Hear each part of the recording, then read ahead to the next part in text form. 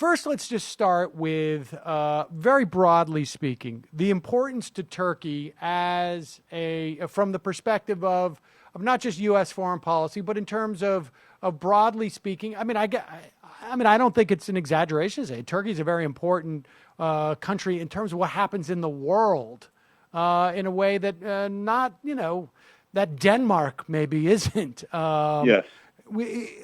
Tell us why Turkey. Give us this broader context, and a lot of it has to do with just basically it's almost like physical geographic context. Right. No, I think geographically exactly where it's positioned, right there as kind of literally the crossroads between Europe and Asia. I mean, the city of Istanbul is physically split. It's on either side of the Strait of Bosporus, which is the dividing line between Europe and Asia. The city lies on either side, so you can literally go from Europe to Asia for lunch and come back later in the day. During the Cold War, its position just to the south of the Soviet Union made it very valuable. The U.S., during the Cuban Missile Crisis, one of the events that led up to that was the positioning of U.S. missiles in Turkey. The U.S. continues to have tactical nuclear weapons in Turkey, but now with the Middle East having become so much more of a strategic hot zone, Turkey's position there relating to Iran, to Iraq, there was a controversy back in 2003 where Turkey would not allow the U.S. to invade Iraq from the north through Turkey because its population opposed the war. And now, obviously, because it shares a long border with Syria and has been a major player in the effort to fight ISIS, but also against the Syrian government of Bashar al-Assad. And we should say, I mean, one point which is maintains its sort of which is it seems to me is crucial to understand in the context of Turkey and Syria and ISIS, is one of the main reasons why Turkey, or at least the population and broadly speaking, were not in favor of the U.S. going into Iraq, was because they were afraid of empowering, unleashing, however you perceive it, the Kurdish independence movement. Right. It's really important to understand as well. Yeah, there's what's known as Kurdistan broadly occupies, or it's not a country, but there are ethnic Kurds in the eastern part of Turkey, the northeastern part of Syria, the northern part of Iraq, and then the northwestern part of Iran. So all of these countries have Kurdish populations, and the PKK, the Kurdistan Workers' Party, has carried out terrorist attacks, and its fight against the Turkish government has been hot and cold at various times. Actually, Erdogan himself was following a peace process with the PKK, which ended a few years ago. There were some hopes that they would really come to some kind of agreement. But you're right. That is one of the reasons why Turkey's government and many Turks themselves didn't want Iraq to be invaded and Saddam to be deposed, because Saddam had kind of kept a lid on the Kurds in Iraq, and they were afraid that Kurdish empowerment in Iraq would lead to Kurdish empowerment in Turkey. All right, so give us a sense of Turkey's history in terms of governments, and also talk about the fact that it is one of the most, democratic now of the Muslim states in the world.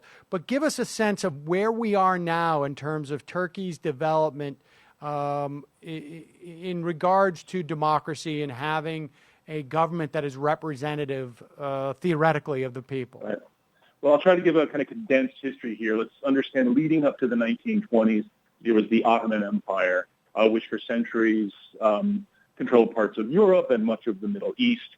The Ottoman Empire started to collapse leading up to World War I. In the 1920s, a group of young officers led by a man named Mustafa Kemal Ataturk established the new Republic of Turkey with Ataturk himself as the leader. And one of the Ataturk positioned Turkey much more towards Europe than toward the Middle East.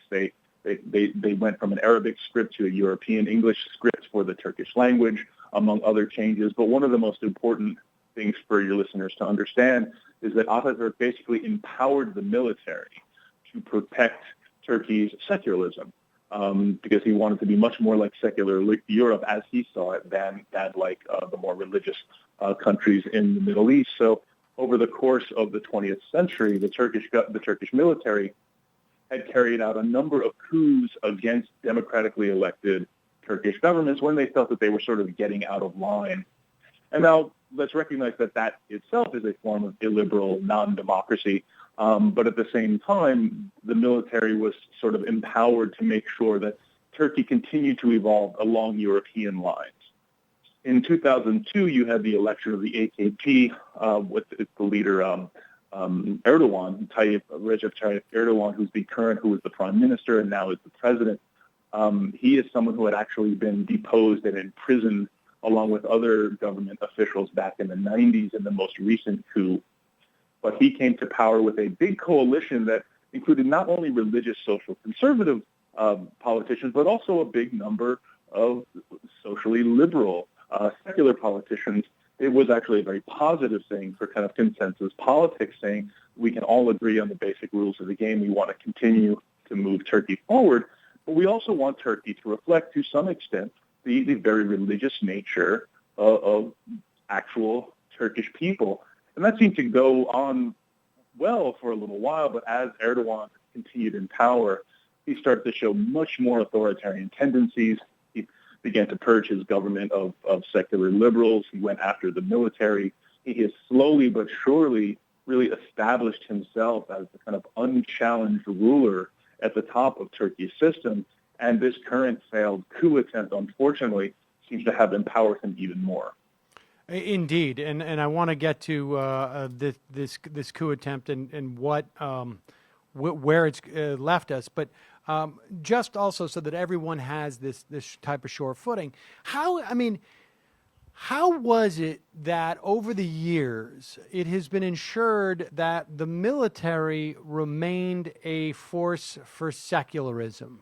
I mean, it is of, and is that, I mean, do we see that consistently across the Middle East, where certainly in Egypt we saw the military depose the Muslim Brotherhood? And, I mean, is this a fairly consistent dynamic where the military somehow maintains a secular nature? I guess to a certain extent one could argue that the militarism becomes the religion, and that becomes the sort of the source of authority and power, and it squeezes out anything else that might compete with it.